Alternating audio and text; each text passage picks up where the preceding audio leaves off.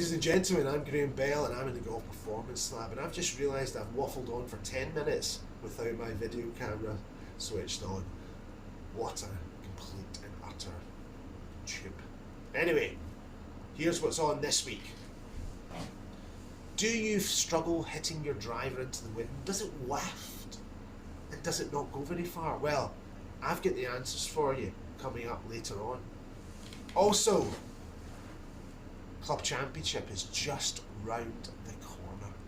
Kenny Gallagher, defending champion, has just recently got a call up to the seniors squad. Don't worry, it's for golf, it's not for bowling. He's also just retired from being a maths teacher, so he's now smiling again, which is really, really nice. Craig Heap, former Scottish amateur champion, amazing golfer, thumped me as a junior that I've still not got over. He's injured. He's injured his foot in a sack race at his son or daughter's school. It's an unbelievable injury. So Craig, get well soon, son. Who else we got? Greg Andrews. Greg Andrews, the match play winner. Man that doesn't struggle with confidence. He has hit the form of his life, but will he be able to stay calm on championship day? Also, Kieran McVicker, the man that lamps at 1,000,000 yards. Great guy, lovely guy. Captained the team to league success this year. Is it his turn for glory? Graham Ormsby, he's also retired. Doesn't look it, looking great. His wife makes blinking good shortbread. I'm sure she does, but it's the tablet that I like. And who else have we got? Oh, will Jack McMorris come back from America in time? Cameron Boomer, will he dial in that monumentous distance capabilities that he has? Will he dial it in? Let's hope so. Let's hope for an exciting day. I'll be out there watching and maybe socialising afterwards.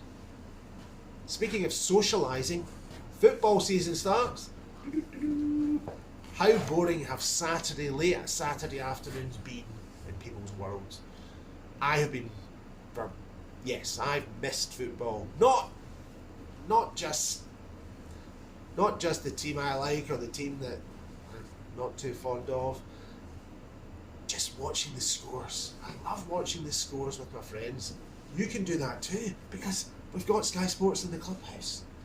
Come in, have a bit of fun, a bit of banter. That's what golf's all about. That's what a club's all about.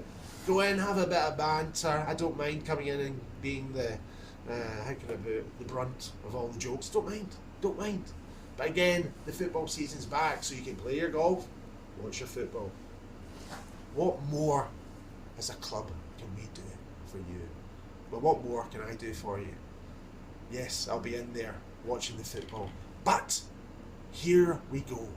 Let's talk about how your driver, how to get that extra 20 yards on your driver. Okay? So, here we go, over to the tech department. Right, this is a driver head, okay?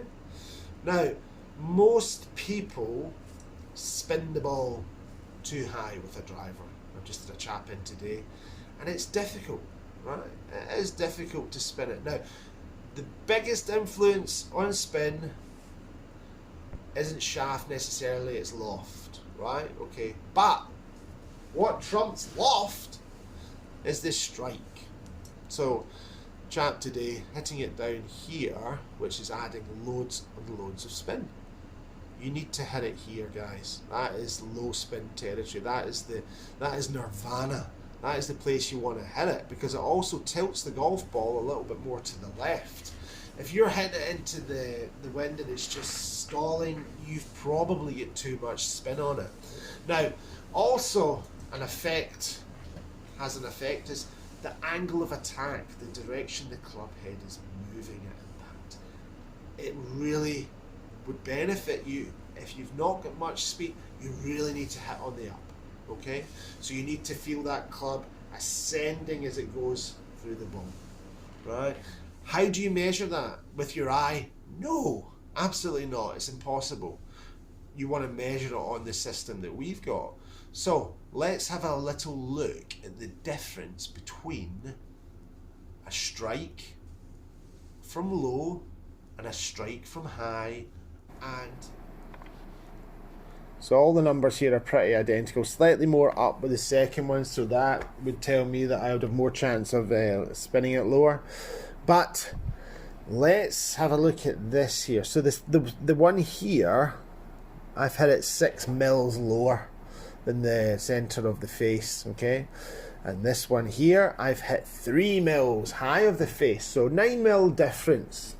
Let's see what the difference is in spin rate. So, the one that was hit lower in the face, this one here, 3,000 spin, okay? 3,000 spin. Let's have a look at the one that was hit high in the face. 2,500 spin. What does that equate to in distance? Well, quite a bit. So I've carried that one 267 opposed to 255. So 12 yards of a difference from a lower strike. That's a lot. So that spin rate is directly affected by the strike location. The lower you strike it, the higher you're going to spin it, and the lower you're going to launch it. Now, it's also worth noting the angle of attack here.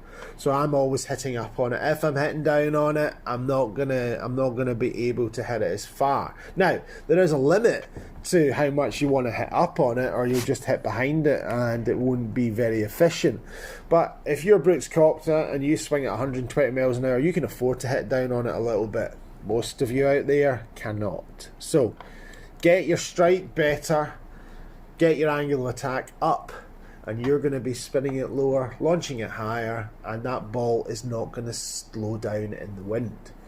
How are you going to measure it? Well, yes, you can come in here and measure it, or you can put some dry hairspray on the face. I've never done that myself. I use foot spray, but it's meant to be a lot cheaper. Can't remember who told me that. But again, you want to be hitting it higher in the face with your driver, okay? And also, if you hit it to the toe a little bit more, then the ball will tilt a little bit to the left. For all you slicers out there, that is not a bad thing to do.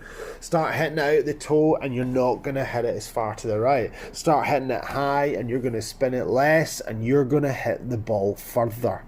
Straightforward stuff. Very graphical friendly, the system we use here, and again, you want to hit it further, 12